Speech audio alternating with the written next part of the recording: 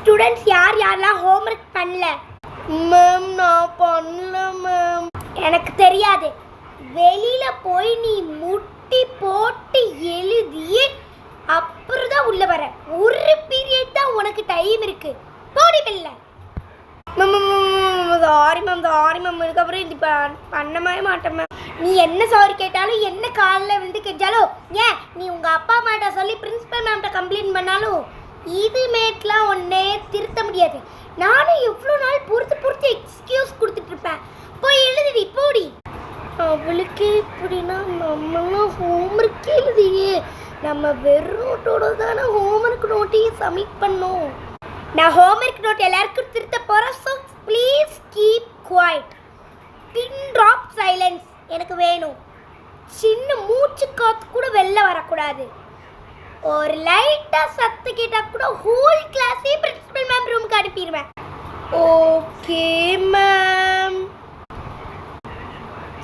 நம்மளை முட்டி போட்டு எழுத வச்சிடாது. Next note கமலியோடது.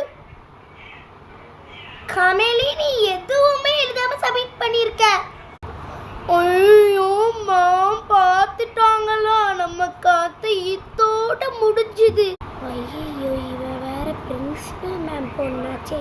இவெல்லாம் முட்டி போட்டு எழுதிட்டு வர சொன்னா இவ அம்மாட்ட போய் சொல்லக்கூட வாய்ப்பு இருக்கு.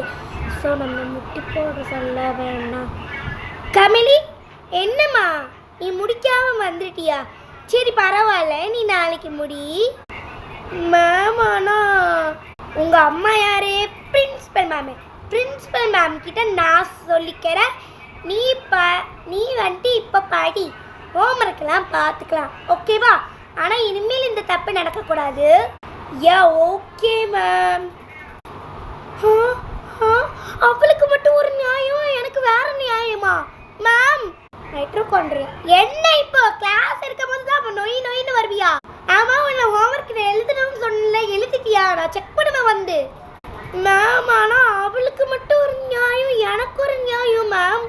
அதெல்லாம் நீ எதுக்கு பேசிட்டு இருக்க? ஒழுங்கு மரியாதை போலையா? கமலி உங்கள் அம்மாட்ட இவளை பற்றி சொல்லிடு, ஓகேவா? ஐயோ மேம் வேணாம். இதான் லாஸ்ட் வார்னிங். இதுக்கப்புறம் மேம் எதிர்த்து பேசினா நான் அவ்வளோதான். Okay ma'am.